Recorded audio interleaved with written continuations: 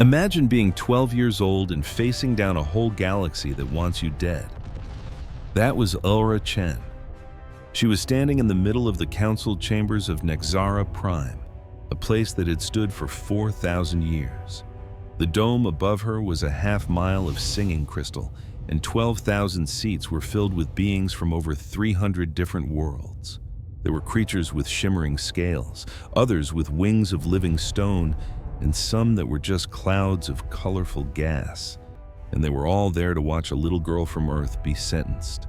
This was a girl who had a tiny scar on her knee from a bike crash when she was 7. A girl whose mom used to braid her hair every single morning, who loved strawberry ice cream and stories about dragons. None of that meant a thing here. All they saw was a symbol. Cold, heavy chains were locked around her wrists. She stood on a platform of pure white stone, trying with all her might not to let them see her cry. Looking down on her was the High Arbiter, Vosketh, an ancient being who had ruled this council for 800 years. He was tall and skeletal, his body covered in gray, armor-like plates. His eyes were just endless black pools, and his voice boomed like a rock slide. "The human child is found guilty," Vosketh declared. "She will be the price for humanity's crimes against the Zithrani Empire." Up in the cheap seats, where the less important species sat, Ambassador David Chen clutched the railing so hard his knuckles went white. He was a small man in a wrinkled suit, his eyes red from 3 days of begging for his daughter's life. But no one had listened. "Please," David's voice cracked as he yelled across the massive chamber. "She's just a child. She doesn't know anything about a fugitive. She was just visiting me. Please, I'm begging you." But his pleas were met with laughter. A wave of cruel, alien chuckles rolled down from the upper tiers where the powerful species sat. The loudest came from the Zithroni delegation, beings who looked like they were carved from cracked red earth. Their ambassador, Krathx, a giant standing nearly 8 feet tall, rose to his feet. "The human colony on Vegas 7 is hiding a terrorist who murdered 14 of our soldiers," he bellowed. "We demanded you turn him over. You refused. Now you will see what refusal costs." "We don't have him!" David shouted back, his voice raw. "We've looked everywhere. The man you want isn't with us. You don't have a shred of proof." "Silence!" Vosketh's command cut through the noise like a whip. "The council has spoken. The sentence will be carried out in 30 minutes. It will be broadcast on every channel so the whole galaxy can see what happens to those who defy us." David lunged for the platform, but he didn't get more than a few feet before the guards grabbed him. They were Thornaki, massive, 6-legged insectoids who held him down easily as he struggled. "She's 12 years old!" David screamed, his voice breaking. "She's my daughter! She's just a little girl!" Vosketh simply tilted his ancient head, a gesture that was impossible to read. "Humans have been a part of this galactic community for 87 years, the High Arbiter said, his voice dripping with contempt. "And in all that time, you've proven to be weak, primitive, and utterly worthless. You have no real fleet, no power, and no friends willing to stand up for you. You exist because we allow it." He leaned forward, his black eyes seeming to drink the light from the room. "Perhaps today you will finally learn your place." The chamber exploded with cheers. All these different species who fought over everything else were united in this one thing, kicking the underdog. Down on the platform, Lara finally let a tear roll down her cheek. She thought of her mom back on Earth, who was probably watching this on the news, her heart breaking. She thought of her little brother, who was only 8 and wouldn't understand why his big sister was never coming home. She thought of all the birthdays she'd never have, all the books she'd never read. But she didn't beg. Her dad had taught her about dignity. He'd told her that being brave didn't mean you weren't scared. It meant you stood tall even when you were terrified. So Lara straightened her shoulders. She lifted her chin and stared right back at the High Arbiter. Her eyes were red from crying, but they were defiant. For just a second, a flicker of surprise crossed Vosketh's ancient face before he dismissed her and turned away. In the gallery, the guards had forced David to his knees. He'd stopped fighting. He was just a broken man, kneeling and weeping as he watched his daughter prepare to die. That's when a woman sat down beside him.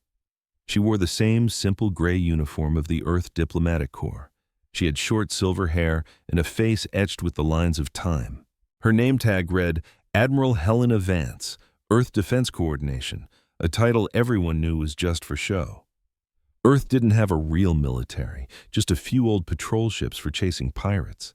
Helena placed a gentle hand on David's shoulder. "Can you talk to her?" she asked, her voice quiet but firm. David looked up, his eyes hollow. "What?" "Your daughter. Can you get a message to her?" "They gave me a communicator for a final goodbye," David whispered. "They thought it would make for good television." Helena gave a slow, deliberate nod. She reached into her pocket and pulled out a small, plain-looking data pad. But when she pressed her thumb to the screen, it lit up with a soft blue glow. "David," she said, her voice dropping lower, "listen to me. You need to call Laura. You need to tell her that help is on the way. Tell her to be brave and stay alive. Do you understand?" David let out a choked, bitter laugh. "Help? What help? We have nothing, Helena. You know that. Your whole job is to pretend we have a military that doesn't even exist." Helena just looked at him, her eyes steady. Then she leaned in close and whispered a few sentences into his ear. All the color drained from David's face. That's not possible," he stammered. "I need you to trust me," Helena said. "I need you to keep your daughter alive for 27 more minutes. Can you do that?" David stared at her, then, slowly, a flicker of impossible hope in his eyes, he nodded. Helena stood up and walked away, just another forgotten human official that no one bothered to watch. As she walked, she spoke softly into her blue device. "This is Vance. Authentication code, Whisper 77 Alpha. The protocol is active. I repeat, the protocol is active. They took one of our children. It's time."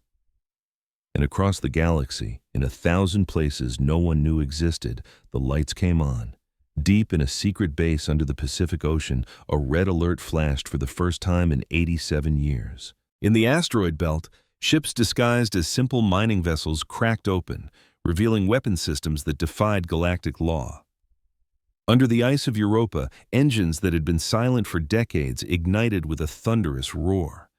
And in a command center buried so deep it was closer to the Earth's core than its surface, a wall of screens came to life, each one showing a hidden piece of humanity's true power.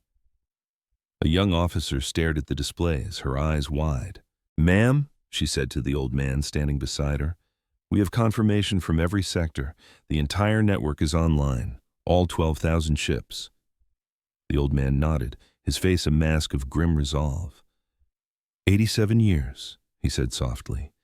87 years of playing weak, of watching, waiting, and praying this day would never come.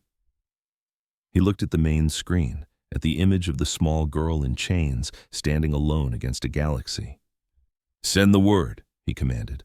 "All ships, all stations, we're done hiding. It's time for the galaxy to meet humanity." In the council chamber, David raised the communicator. He could hear his daughter's terrified breathing on the other end. "Laura, honey, listen," he said, the words Helena had given him, filling him with impossible strength. "Help is coming, real help. I just need you to be brave for a few more minutes. Can you do that for Daddy?" "Daddy?"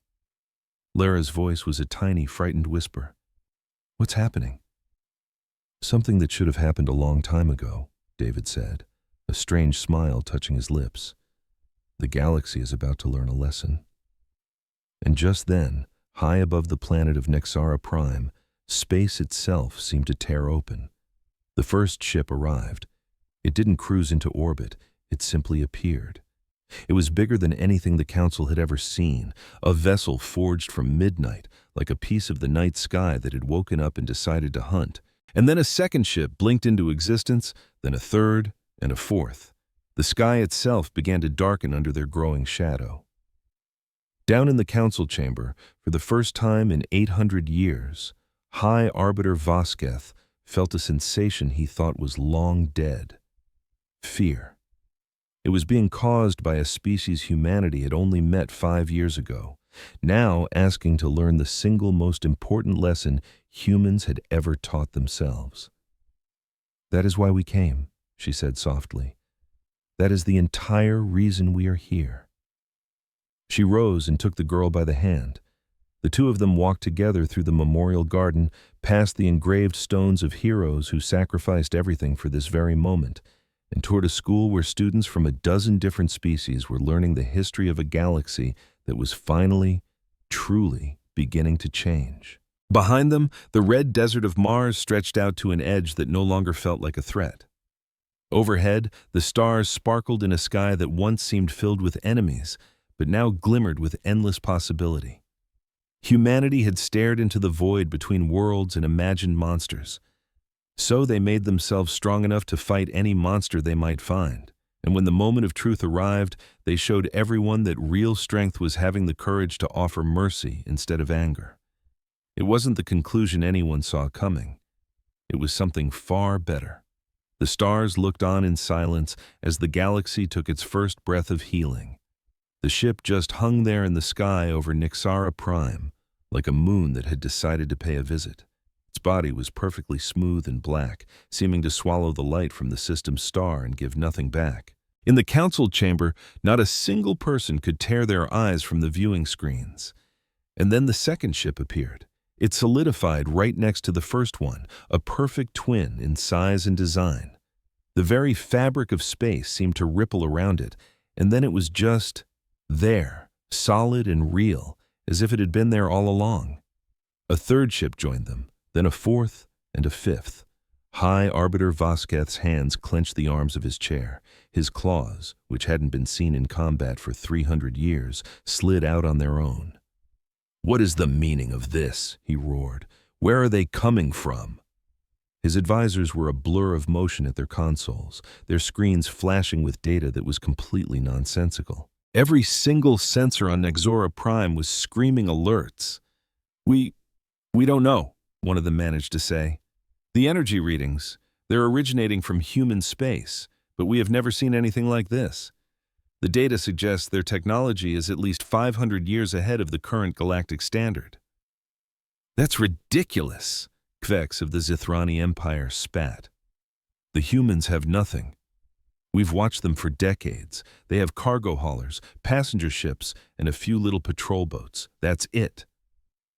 "With all due respect, Ambassador," the advisor said, his voice trembling, "what we thought we knew and what we are currently seeing are two very different things." The sky kept filling up. 10 ships, then 20, then 50, then 100. They just kept coming, dropping out of faster-than-light travel in flawless formation. Every last one of them was a warship, the likes of which the galaxy had never witnessed. Every last one was proof that the Council's entire understanding of humanity was a lie. Up in the minor species gallery, David Chen stared at the screens, tears still glistening on his face, but the hopelessness in his eyes was vanishing, replaced by something that looked a lot like hope. Right beside him, Admiral Helena Vance spoke into her communicator, her voice perfectly calm. "All units, hold your formation. Do not engage unless you are engaged first. This is a rescue mission, not an invasion. We are here for one little girl. Everyone else gets to go home unharmed, as long as they let us." The council chamber had gone completely still. 12,000 representatives from 300 species could only stare at the screens, watching their entire perception of the universe crumble before their eyes. Ambassador Krax was the first to shake off the shock. He slammed a fist on his chair. "This means nothing," he yelled. "These ships came from nowhere. We don't even know if they're real. They could be holograms, a desperate bluff from a dying species. The Council's decision stands. The execution will proceed." He glared at his military attaché. "Signal our fleet. Order them to intercept these human ships." The attaché froze, his face turning ghost white. "Ambassador, the Zithroni fleet in this system is made up of 47 warships. The human ships now total over 300, and more are arriving by the second." Additionally what? "Additionally, sir, our ships aren't answering. All contact with the fleet is gone, and we're getting reports that it's the same for every military ship in the system, no matter which species they belong to." All across the galaxy, the same scene was unfolding. In the Thornaki home system, admirals were shouting orders that their crews would never receive. At Vorith Military Command, techs frantically tried to reboot connections that had simply vanished. In every last corner of the Conquered, every war fleet, every defense platform, every single armed vessel was suddenly deaf and blind, cut off from its command. The humans had achieved the impossible. They had silenced the galaxy's entire military without firing a single shot. And still, more ships poured in. 500, then 1,000, then 2,000. They saturated the space around Nexar Prime, creating a second sky, one that was darker than any night and infinitely more terrifying. The planet's defense platforms, the crown jewel of Concordance engineering, just floated among them like bath toys in an ocean. Helena Vance gave a slight nod. "Put me on the main broadcast channel," she ordered. "I think it's time we introduced ourselves." Every screen in the council chamber flickered at once. The image of the massive fleet was suddenly replaced by a single face. By Galactic standards, Admiral Helena Vance was not an intimidating figure. She was small, old, and looked utterly ordinary. She wore a plain uniform with no medals, just a simple patch on her shoulder showing a blue circle with a white star inside. But when she began to speak, her voice was filled with the crushing weight of 87 years of waiting. "This is Admiral Helena Vance of the United Earth Defense Force," she said. "I'm speaking to the Galactic Council and to all species currently tuned into this broadcast." She let the silence hang for a moment, her calm, gray eyes seeming to make contact with every single person watching. 23 minutes ago, your council condemned a 12-year-old human child to death. Her name is Ulra Chen. Her only crime was being in the wrong place at the wrong time while your politicians played their power games. You mistook her for a symbol of our weakness and decided that executing a child was a good way to show off your strength. Helena's voice never wavered. She didn't have to raise it. "You were mistaken about our weakness, and you were mistaken about a great many other things. For 87 years, humanity has kept its true nature hidden. We observed. We waited. We held on to the hope that the galaxy would prove itself to be something worth being a part of. Instead, you taught us exactly what we needed to be ready for." She leaned in just a little. "Behind me are 12,000 warships. Any single one of them is more powerful than anything your combined fleets could ever hope to build.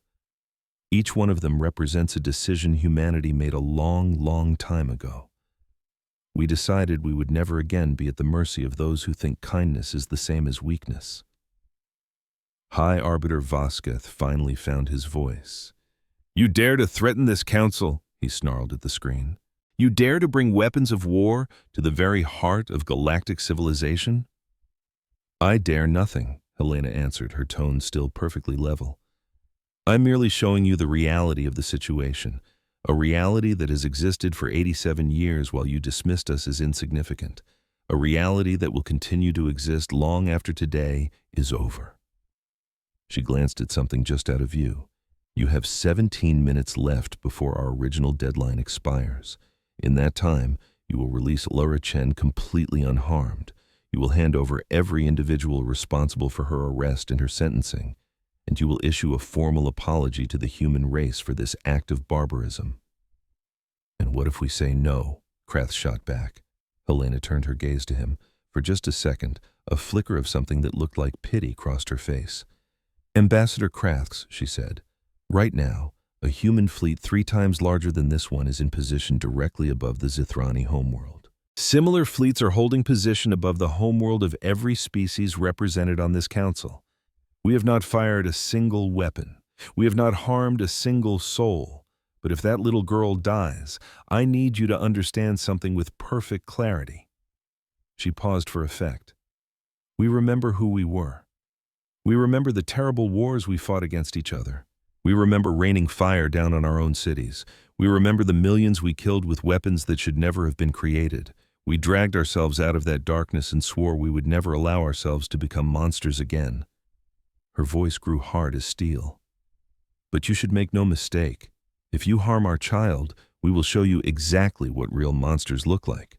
Not because we want to, but because you will have given us no other choice.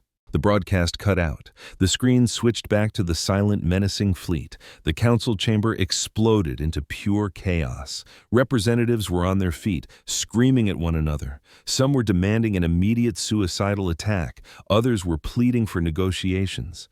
A few species quietly began sending messages of unconditional surrender, unwilling to gamble their entire existence on the pride of their neighbors. High Arbiter Voskith just sat on his throne, frozen. His black eyes stared into space. 800 years. He had been in power for 800 years. He had put down rebellions, absorbed entire empires, and bent the will of the galaxy to his own. Not once in all that time had he ever felt like this. The humans. They were supposed to be nothing, a forgotten footnote in the galactic history books, and they were hiding this. On the execution platform, Lara Chen watched the pandemonium with wide, unbelieving eyes. The guards who had been setting up the execution device had stopped cold. They were just standing there, looking from the screens to each other, and then up to the sky that was now completely blotted out by human warships. One of them, a young Thornaki who was clearly fresh out of training, walked carefully toward her. "Human child," he said, his voice shaky. "Your people, they made all of this in secret?" Lara just nodded slowly, not trusting herself to speak. The guard looked back at the screens, then down at the little girl in chains. You could see something shift in his stance. "I have a daughter," he said, his voice barely a whisper. "She's about your age. If someone ever took her, if someone ever threatened to—" He couldn't bring himself to finish the sentence. He didn't have to say a word. The guard knelt, his chitinous body clicking, and unlocked the heavy chains on Ulra's wrists. They hit the floor with a deafening clang.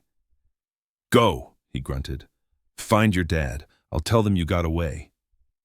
"But you'll get in so much trouble," Lara whispered, her voice trembling. The guard just shrugged, a weirdly human gesture for his insect-like frame. "Maybe," he said, his voice surprisingly soft. "But I want to go home tonight and be able to look my own daughter in the eye. I want to tell her that when it counted, her dad did the right thing." Lara paused for only a heartbeat. Then she bolted. She weaved through the pandemonium on the council floor, dodging shouting politicians and officials running in circles, racing toward the gallery for minor species, toward the sound of her father desperately calling her name. She ran while the entire galaxy watched from a sky teeming with warships, as every preconceived notion about humanity evaporated like mist in the sun. And on the bridge of the flagship, Admiral Helena Vance saw a single tiny blip moving fast through the council building's schematics. A small, tight smile formed on her lips. "The package is on the move," she reported calmly. "Ground team, get ready for extraction. We're taking our girl home." 16 minutes were left on the clock. An entire galaxy held its breath. Alara sprinted down hallways that felt like they stretched into infinity. The council building, a labyrinth of shimmering crystal and cold stone, was built for giants, and she had never felt so impossibly small. Her legs were on fire, her lungs screamed for air, but she just kept running because she knew her father was up ahead, and she could still hear him calling for her. The chaos behind her was getting louder, a symphony of destruction. Representatives were screaming at each other in a dozen languages she didn't know. Guards sprinted right past her, their eyes fixed on the bigger crisis, never even noticing a little human girl running against the tide. "Laura, over here!" She whipped around a corner, and there he was. David Chen stood at the entrance to the gallery, his arms stretched out for her. She crashed right into his chest, and he wrapped his arms around her, holding on so tight she could hardly get a breath. "I've got you," he choked out, his voice thick with emotion. "I've got you. It's over. You're safe now." Lara buried her face into her dad's shirt, and finally let the tears come. All the terror, the confusion, and the crushing loneliness from the last 3 days came pouring out of her in a flood. Her tiny frame was racked with sobs. David just held her through all of it.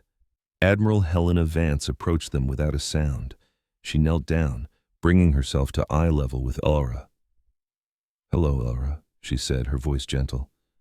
"My name is Helena." I'm going to take you home. Laura looked up, her eyes puffy and red. You brought all these ships just for me? Helena's smile was sad, the kind you see on someone who has seen too much of the universe. We would have brought twice as many, she said softly. You're one of ours, nothing else matters. But how? They all said we didn't have a military. They were all wrong, Helena stated simply. That was the whole point. She stood up and touched a device in her ear, listening to a voice no one else could hear. Ground team is in position, she announced. We're pulling you out now. The council can clean up its own mess. A strange shimmer started to form in the air next to them. The light warped and twisted on itself, and then a soldier stepped through as if from another dimension. There was no mistaking what he was. His armor seemed to swallow the light, made of shifting plates that rearranged themselves with his every move. His helmet was perfectly smooth, except for a single glowing blue visor.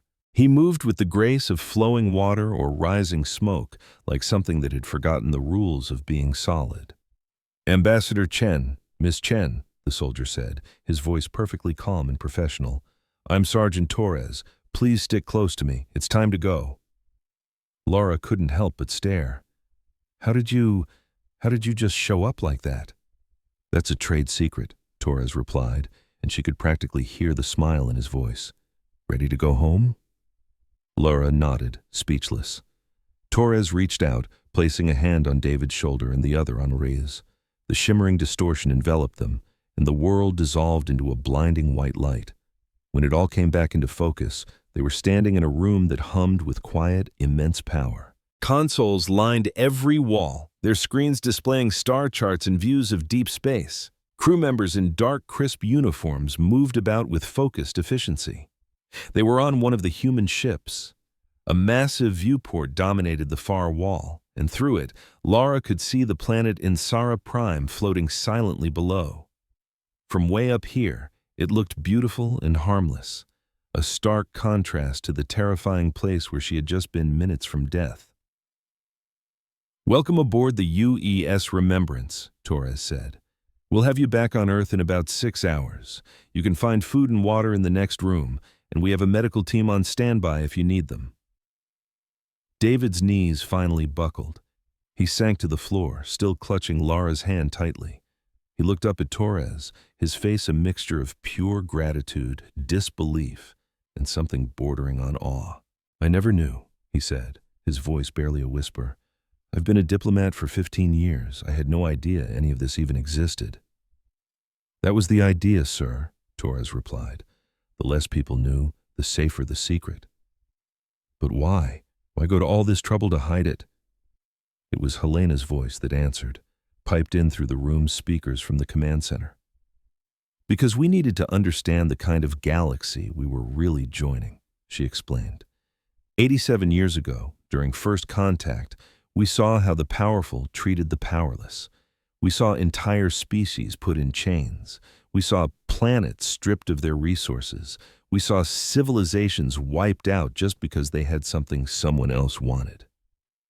A nearby screen flickered to life, showing grainy historical footage, alien ships landing on Earth for the first time, nervous human leaders shaking hands with strange ambassadors, the sheer wonder and terror of that moment. We could have shown our hand back then, Helena's voice continued. Even then, our technology was decades more advanced than anything the Conquered had. We could have used our strength to demand their respect, but instead, we chose to be quiet, to watch, to learn, and to figure out exactly who we were dealing with. The footage on the screen shifted. It now showed colossal shipyards being constructed in the dark, hidden corners of the solar system. Weapons tests lighting up empty asteroid fields. Soldiers training in secret facilities buried deep beneath the oceans and carved out of mountains. We built our strength in the shadows, Helena said.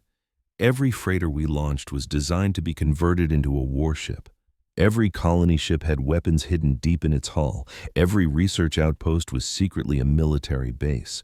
The galaxy looked at us and saw a harmless, primitive race, and we let them. But why wait all this time? David asked. If you had this kind of power, why not step in sooner? Helena was silent for a moment. Because power without wisdom is just a path to destruction, she said at last. We know that better than anyone, Ambassador. We were monsters once. We scorched our own planet with weapons that could crack continents. Millions of our own people died in pointless wars. We dragged ourselves out of that darkness, and we swore on the graves of our ancestors that we would never, ever become those creatures again. The display showed new, haunting images from Earth's past, cities engulfed in fire, mushroom clouds blooming against a sick gray sky, mass graves that stretched all the way to the horizon. We built this entire fleet with the desperate hope that we would never have to use it, Helena said. We wanted to believe the galaxy could be better, that if we offered kindness, we would get kindness in return. For 87 years, we kept that hope alive. The historical images faded away, replaced by the live view from outside the ship. 12,000 warships hanging in perfect silent formation around a terrified planet. Today, that hope died. They took one of our children and they sentenced her to death to make a political point. They looked at our kindness and they called it weakness. They saw our patience and they called it an invitation to be bullied. Helena's voice turned as hard as steel. So now they will see what we really are. Not because we want this fight, but because they gave us no other choice. Down in the council chamber, the chaos had frozen into a state of stunned paralysis. High Arbiter Vasquez was motionless on his throne. His advisors were babbling around him, but he couldn't hear a single word. His mind was stuck, replaying the same terrifying thought again and again. 87 years. For 87 years, they had hidden all of this. He had been the ruler of the council for 800 years. He thought he knew what power was. He thought he understood what strength looked like. The Vornath had conquered 100 planets and built an empire that spanned a quarter of the galaxy. And the whole time, the humans were just watching, waiting, and building a force that made all the Vornath's accomplishments look like toddlers playing with blocks. High Arbiter, one of his advisors cautiously approached. The human fleet is hailing us. They wish to discuss terms. Terms? The word tasted like poison in his mouth. The council didn't discuss terms. The council gave them. What terms? Vasquez forced himself to ask. What do they want? The advisor glanced down at his datapad, his eyes wide with disbelief. They want everyone responsible for ordering the execution to surrender themselves for trial. They want a public, formal apology broadcast on all galactic channels. And he trailed off, unable to continue. And what else? What else do they want? That's it. They want nothing else. No planets, no resources, no trade deals. Just accountability for what they did to the child. Vasquez just stared at him. That is all? That is all. Ambassador Krath shoved his way through the terrified crowd, his red, ridged face contorted in a mask of fury. This is an outrage, he bellowed. We do not bow to threats. We do not apologize to lesser beings. The Zithrani Empire has stared down far worse than this. Have you really? A new voice cut in. Every head in the chamber snapped toward the main view screen. It had activated on its own, showing the face of Admiral Vance, her gray eyes as cold and unforgiving as deep space. Your homeworld is currently surrounded by 37,000 of our warships, she stated, her voice flat and devoid of emotion. Your entire fleet has been neutralized. Your planetary defense systems are offline. In the time it has taken me to say this sentence, we could have turned your capital city to radioactive glass. She leaned forward slightly, her gaze piercing. Ambassador Kraths, I need you to understand something very clearly. I don't make threats. I have no time for posturing or political games. I am simply telling you the facts of your situation and what will happen if you fail to comply with our requests. And if we fight back? Kraths spat. Helena's expression did not flicker. Then you die, she said. All of you. Your entire species will be erased. Once it's done, we'll rebuild, and in 100 years, no one will even remember the Zithrani ever existed. She let the weight of that threat hang in the air. Or, she went on, you can give us justice for what you tried to do to our child. You can admit that what happened here was wrong, and you can leave with your worlds intact and a lesson learned. The view screen then flickered, showing a new scene from inside the human ship. There sat Ambassador David Chen, with his daughter curled up against him, her head resting on his shoulder. She was fast asleep, completely worn out by fear and then relief. David gently stroked her hair, his own eyes glistening with tears. "This is what you were trying to wipe out," Helena said, her voice low. "A father and his little girl. A family. This is what you decided was acceptable collateral damage in your power games." The image stayed on screen for a long, quiet moment. "You have 9 minutes left," Helena stated. "I suggest you use them well." The screen went black. In the heavy silence that followed, High Arbiter Vasquez made a choice that would ripple through the galaxy for generations. He stood up from his massive throne. "Clear the chamber," he ordered softly. "All representatives, back to your delegations. This emergency session is over." "But High Arbiter," Krathvac started to object. "The decision has been made," Vasquez cut him off, turning to face the Zithrani ambassador. "You may have lit the fuse," he said, "but I let it burn. I wanted to make an example out of the humans. I wanted to prove to the entire galaxy that the Council's authority was absolute. I was actually willing to sacrifice a child just to make a point." He looked down at his own hands, shocked to see them trembling. "I was wrong. And now, we all have to pay for my arrogance." He started walking toward the main communications console, each step feeling slow and heavy, like the pull of gravity had intensified just for him. "Open a channel to the human fleet," he commanded. "Let them know we accept their terms, every single one." "High Arbiter, you can't." "I can," Vasquez replied, turning back to Crafts. "And I will. We learned a vital lesson today, Ambassador. We learned that the universe is far bigger and far more dangerous than we ever let ourselves believe. We learned that the power we thought we had was just an illusion. And we learned that compassion is not a weakness." He glanced up at the ceiling, as if he could see right through it to the armada waiting in orbit. "For 87 years, the humans chose peace. They could have shattered our civilization at any point, but they didn't. They waited, hoping we would grow into something better than what we are." His voice dropped to a near whisper. "Today, we showed them exactly who we are. I have a feeling we're going to regret it for the rest of our lives." The channel opened, and the galaxy watched as the High Arbiter of the Galactic Council surrendered to a species they had dismissed as insignificant. The surrender was beamed to every corner of the galaxy. Billions of beings saw High Arbiter Vasquez bow his ancient head and speak words no council leader had ever uttered. He admitted their mistake. He took full responsibility. He handed over everyone who ordered the execution, himself included, to face human justice. When he finished, a profound silence fell over 100,000 worlds. Aboard the UES Remembrance, Lyra Chen was awake. She was sitting with her dad in a small observation lounge, gazing out a window as the human fleet started to shift and reorganize. The ships that had blanketed the sky were now moving into orderly new formations, opening up lanes for traffic and setting up defensive perimeters around the planet below. Admiral Helena Vance walked into the room. She looked exhausted, with new lines etched around her eyes that hadn't been there in the morning. "It's over," she said softly. "The Council has surrendered. The people responsible are being taken to a secure facility to stand trial. The crisis has passed." David looked up at her. "Has it? We just showed our hand to the entire galaxy. Nothing will ever be the same." "Things were never going to stay the same," Helena replied. "Today just determined how they would change." She sat down in a chair across from them. "May I have a word with your daughter?" David paused for a moment, then gave a slight nod. Helena turned her attention to Lyra. The girl looked so tiny, so young.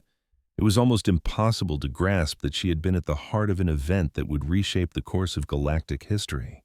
"Lyra," Helena began gently, "what they did to you today was terribly wrong. It never should have happened. I need you to know that." Lyra nodded slowly. "Why did they hate us so much?" she asked.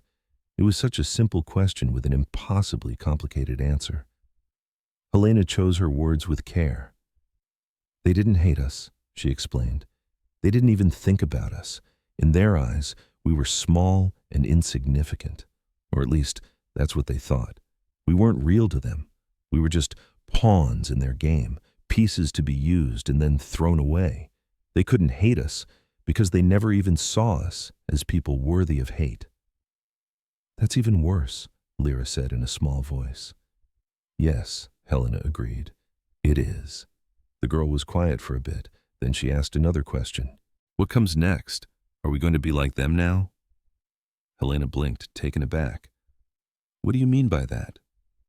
You have all of these ships, all this incredible power. You could force them to do anything you want. You could just take over everything. Lyra's eyes were serious, far too serious for a girl her age. Are we going to be the ones who hurt people now? The ones who don't see other people as real? David started to reach for his daughter's hand, but Helena lifted a finger, signaling him to wait. That, she said, her voice measured, is the single most important question anyone has asked today. And it's the very question we've been asking ourselves for 87 years. She touched a nearby panel, and a holographic display flickered to life, showing scenes from humanity's past. This is who we used to be, Helena said. The images were difficult to watch. Cities in flames, bodies lying in the streets, weapons capable of ending worlds being designed and used. The darkest chapters of human history were preserved in horrifying detail. We did this to our own kind, Helena went on. For thousands of years, we just kept finding newer, more efficient ways to harm one another. We built empires on top of bones. We burned down libraries and wiped out entire cultures. We came so close to destroying our own species that some days it feels like a miracle we even survived. The images shifted. Now they showed something entirely different. People rebuilding, hands reaching out across old enemy lines, former foes sitting at a table together to write new laws. But we learned, Helena said. Slowly and with great pain, we learned that strength without compassion is just brutality. We learned that power without wisdom is nothing but destruction. We learned that you don't measure a civilization by how it treats its strongest, but by how it treats its most vulnerable. She looked at Lyra, a glimmer of hope in her eyes. When we first encountered the galaxy, we had a choice. We could have shown them our full strength. We could have used fear to demand their respect. Instead, we chose to hide, to observe, and to wait, because we needed to know if the galaxy was worth being a part of. We wanted to believe that we weren't the only ones who had learned these hard lessons. And were they, Lyra asked, worth joining? Helena's face grew somber. Some of them are, she said. There are good species out there, kind ones, who help their neighbors and stand up for the weak. But they aren't the ones running things. The ones in charge are the ones who saw a little girl in chains and called it acceptable politics. The hologram changed one last time, now displaying the human fleet, a vast and silent force against the backdrop of stars. So now we face another choice. It's the same one we've had all along. We can use this power to become conquerors. We can become the new masters of the galaxy and do to them exactly what they would have done to us. We can make them live in fear for the rest of time. She let that sink in. Or we can show them a better way. Lyra frowned. What other way is there? We can be the people we wish they had been for us. We can protect the weak and ask for nothing in return. We can choose mercy over revenge. We can build something new, something better, and then invite them to help us build it. But they tried to kill me, Lyra said, her voice trembling. They were going to murder me and then laugh about it. Yes, they were, Helena said, not flinching from the girl's pain. And if we murder them in return, then absolutely nothing changes. The galaxy just stays the way it has always been. The powerful crush the weak, everyone lives in fear, and eventually someone else builds an even bigger fleet, and the whole ugly cycle just starts over again. She reached across and gently took Lyra's hand. But if we choose to be different, if we show them there's another way to have power, then maybe Just maybe we can change things for good.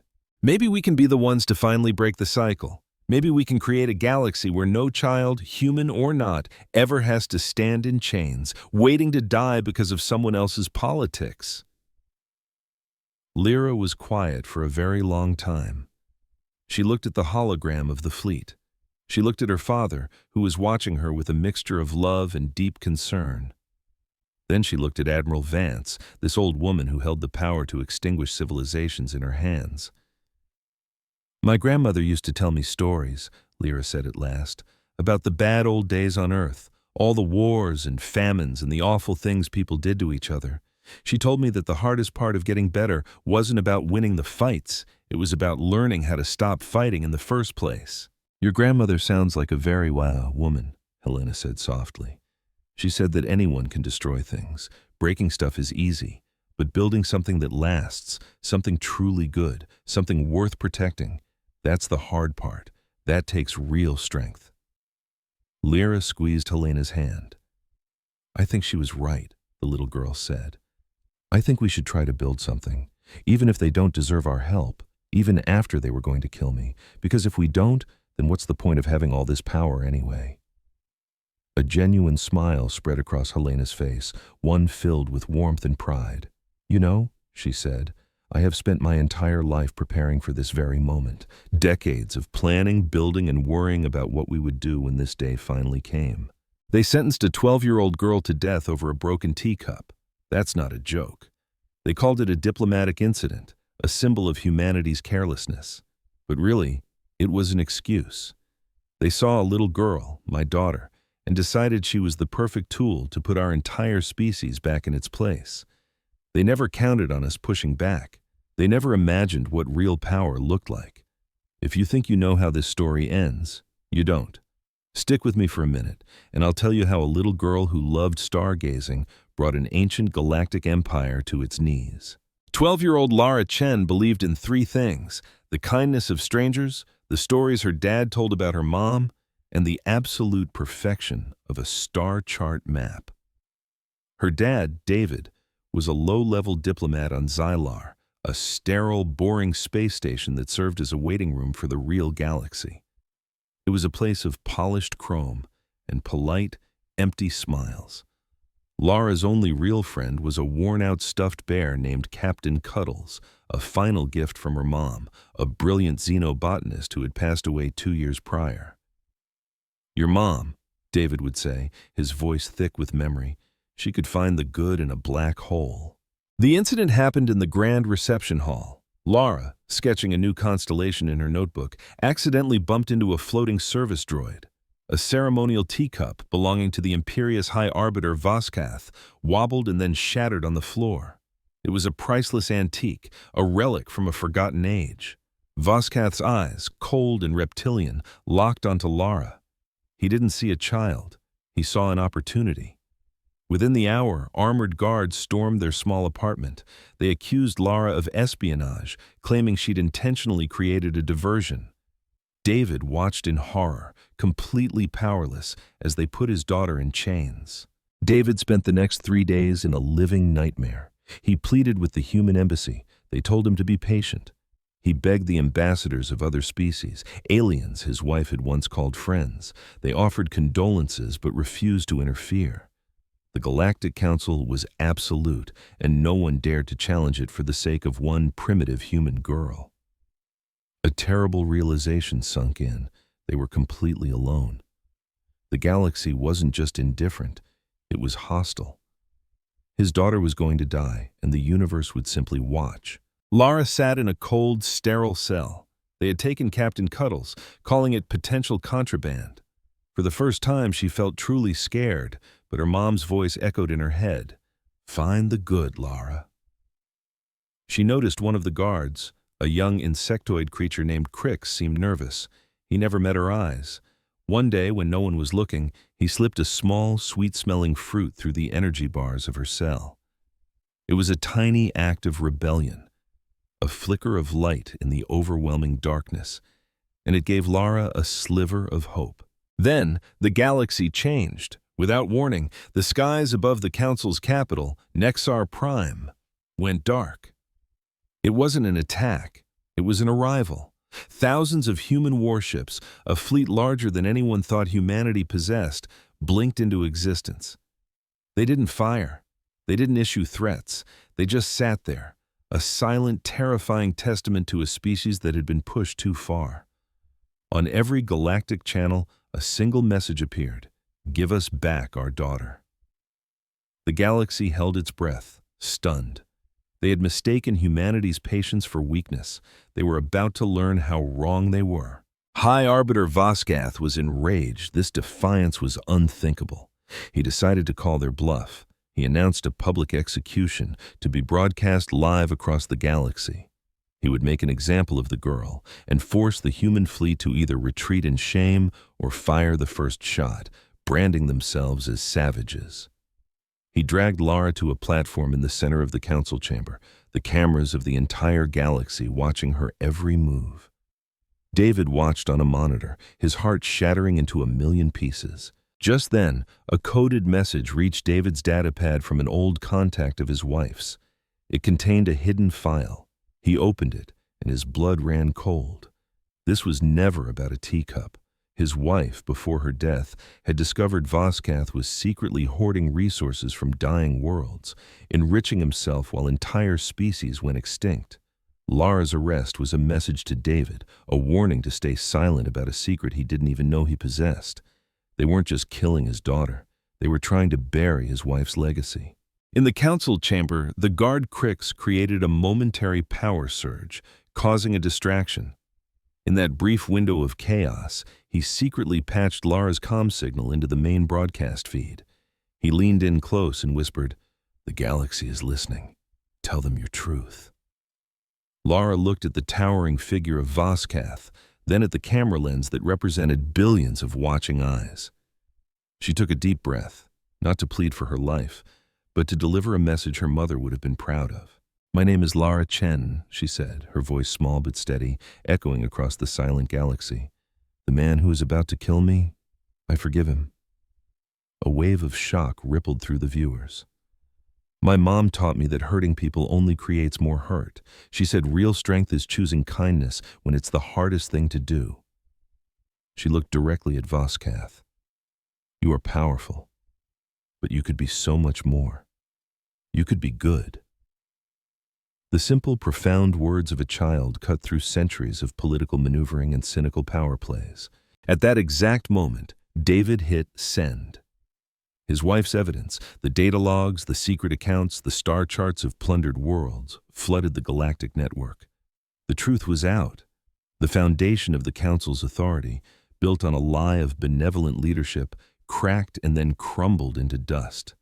The species Voskath had oppressed for centuries saw him for what he was, a thief and a tyrant, exposed by the child he tried to murder.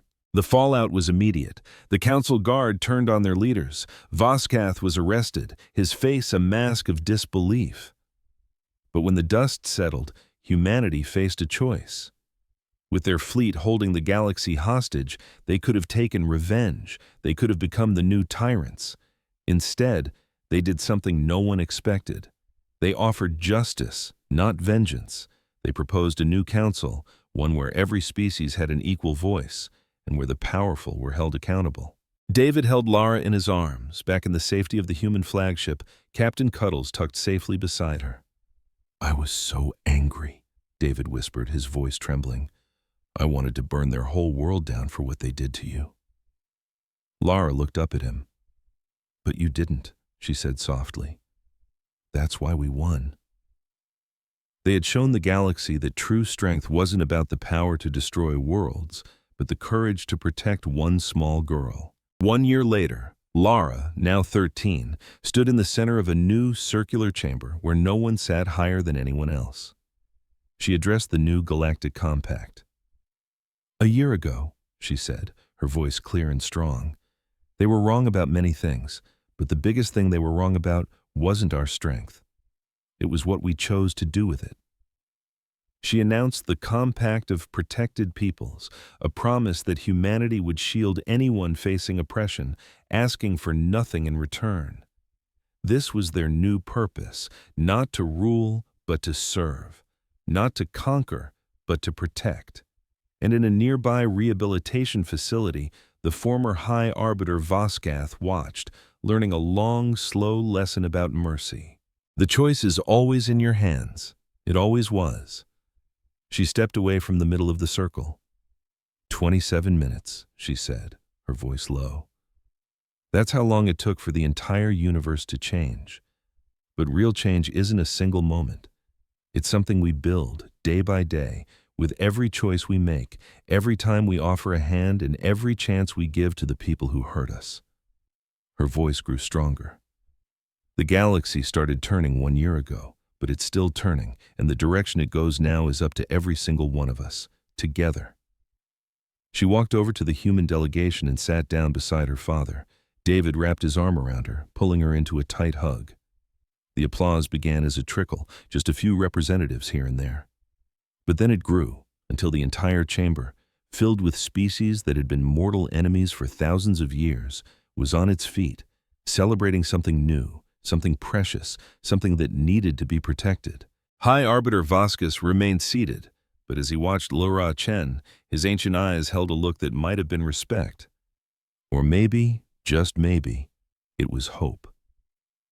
Far outside the station, the human fleet floated in the blackness of space. 12,000 ships, still on high alert, still watching. But their weapons were powered down. Their job had changed. They weren't there for war anymore. They were guardians.